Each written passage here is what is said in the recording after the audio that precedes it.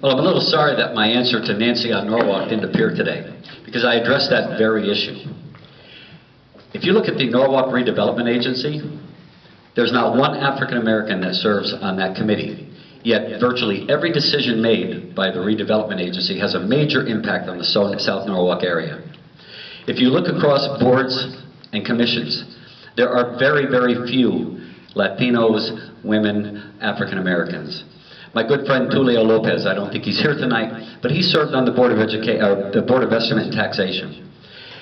I'm not sure if there's been a Latino appointment since then, but there may have been. But we absolutely need to have the diversity on our boards and commissions that represent the diversity of the community, because the diversity, the people from different cultures have a keen understanding and awareness, something that the average person doesn't have, of the things and the needs of their communities. So they need to be the people making the decisions, not only on boards and commissions, but we also need to have more Latinos, African Americans, and women in the workforce in the city of Norwalk, not just in the lower level positions, but in higher positions as well. I was thrilled when I saw the Board of Education select Dr. Rivera. I think he's going to make major changes in the city of Norwalk.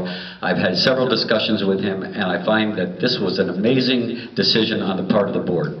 But we need to have representation from across all boards, all commissions, and in the higher positions, the paying positions within the city of Norwalk. And I am committed to reaching out to all different parts of the community and recruiting people to serve on those boards and commissions, people from different backgrounds, different cultures.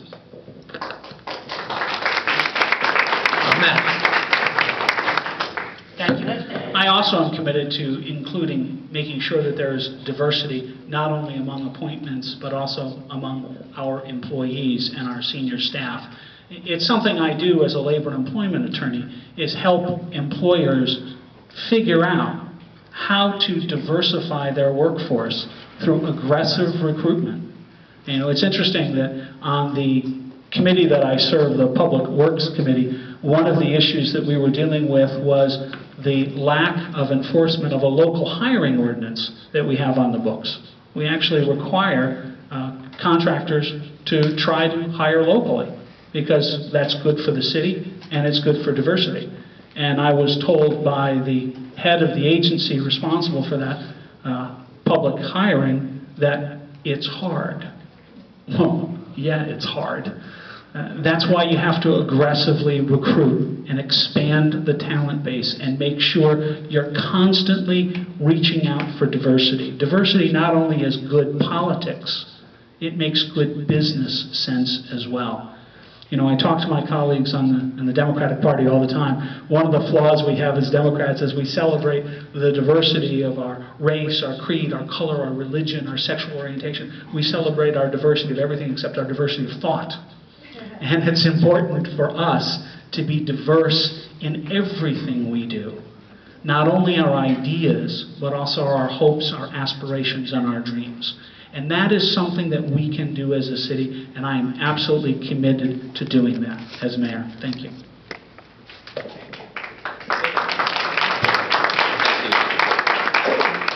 You know, there's a shortage of a lot of people on boards, represented on boards and commissions. However, there is no shortage of the mayor's buddies on boards and commissions. Like I said, the same group of people that have been involved in politics and boards and commissions, decision makers of this town, have been involved for so long. So long. So will I commit to you that we're going to have a more diverse representation in the city of Norwalk? Absolutely. Not only am I going to say that, but I live by that. Having had the luxury and the opportunity of being a district chair for District D, 2 years ago I recruited the sole Latino council member right now, because that board, that commission, that council had no representation until Warren Pena stepped there. And right now, in 2 short years, he has helped lead the Hispanic community. He's helped guide more resources to that sector. He's been a tremendous asset on behalf of the Latino community, finally giving them a frontman and a voice. The other thing that we need to make sure that we do is that we create an environment where people of all color, all creed, all backgrounds, they feel comfortable in going to City Hall. They feel comfortable that they're part of our city, because right now that void truly exists. There's people out there that feel, again, that their voices are not heard, that they cannot be represented properly, and it's time for us to go out there and make the tough decisions and advocate and celebrate the great diversity that Norwalk has to offer, and in my administration, it'll be prevalent from day one. Thank you. Rebuttals? Thank you. I totally appreciate the comments of my colleague Vinny. I have the pleasure of serving with Warren Pena on the Common Council. He is not the first Hispanic council member, however, that I've had the privilege of serving with. I was privileged to serve with Judy Rivas when she was a council member for many, many, many years, and she was instrumental in my becoming council president. As a freshman when I was elected council president. And Judy had a unique character about her. She told me when she liked what I was doing, and she told me when she didn't like what I was doing. And so I was privileged to serve with her, and I want to just publicly acknowledge her tonight. Thank you.